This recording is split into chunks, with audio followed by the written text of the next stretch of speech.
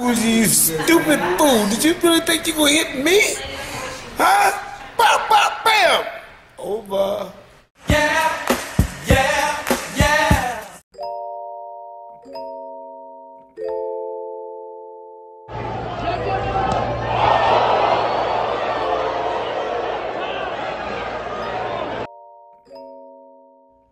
Dontaes Boxing Nation, what's going on, guys? So Jeremiah Nakathilia beats the brakes off of Miguel Berchelt. He stops him in the 6th round. He battered him throughout the entire fight. As you guys seen in that clip I played, just kept hitting him with them clean right hands over and over and over again. This fight was the battle of Oscar Valdez's previous opponent versus Shakur Stevenson's previous opponent. Shakur, he outboxed Jeremiah for 12 rounds, but he fought at a cautious pace. He explained afterwards, he said once he felt his power, he said he knew he couldn't get hit with another shot. So he made sure his defense was very tight.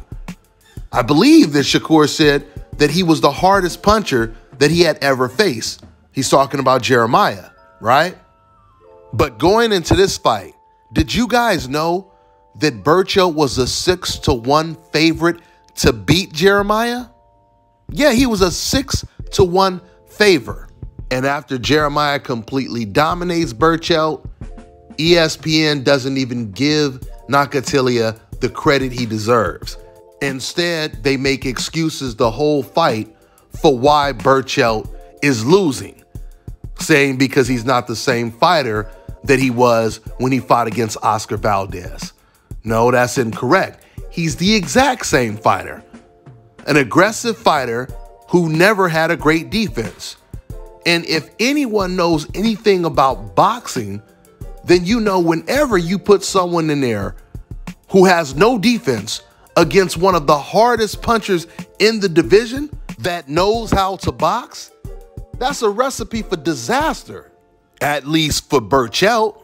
And that's just basic science, guys. It's common sense, which is why it's really odd and disappointing, rather, to hear fighters like Tim Bradley and Andre Ward co-signing everything that old media says, old media like Joe Tessitore and the gang, for Ward and Bradley to just parrot every single thing that Joe Tessitore or the other guy Mark says, when they have so much knowledge of the game. They know this like the back of their hand. They understand that brains usually beats brawn. They understand that better defense usually beats no defense. That's only common sense. I mean, historically and statistically, fighters that get hit the way Berchelt gets hit, they usually have a short career. And that's a proven fact. You know, something else Tim Bradley was saying throughout this fight, he said that Berchelt is gun shy.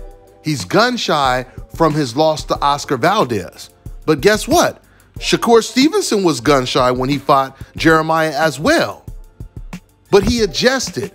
He made the proper adjustments to once again not get hit with any more big shots.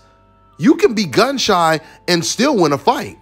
It's called being economic with your punches, being more selective with your punches, knowing when it's the safest time to let your hands go. And being gun shy doesn't explain why Berchelt's defense has been so horrible his entire career.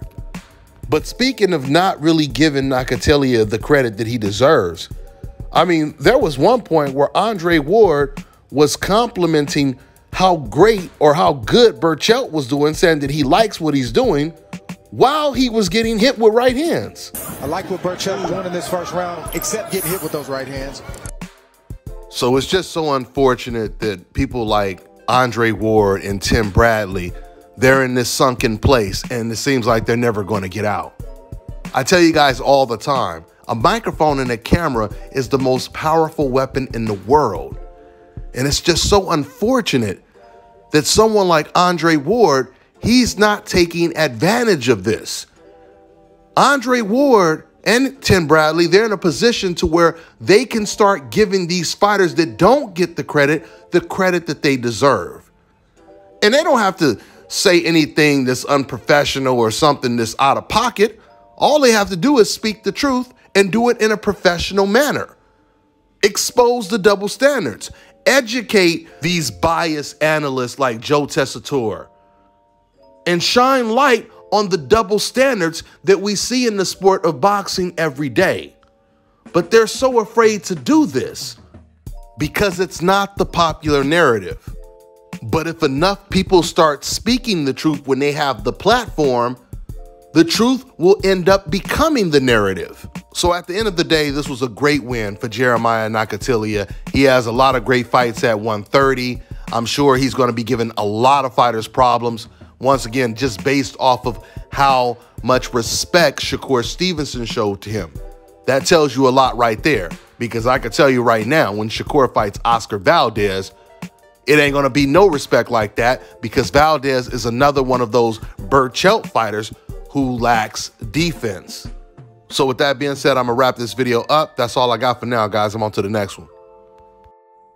Fellas, I've got some great news for you. If you've lost your hair or have a receding hairline, the time has come when you can finally get your hairline back through a process called scalp micropigmentation. So here's how it works. It's a hair tattoo that replicates the look of your hair follicles when you have fully shaved it down. So to get this hookup, make sure you follow and contact my man Scalp Carolinas on Instagram. All right, now check this out, guys. If you're looking to repair eczema scars, burns and bruises, dark spots and blemishes, then this right here is the perfect product for you guys. It's called Elo Diki Face and Body Oil. Athletes and top-ranking boxers, they're also using it after training to reduce swelling, inflammation, and to ease the pain. So get yours today. Go to elodiki.com, like them on Facebook, and follow them on Instagram.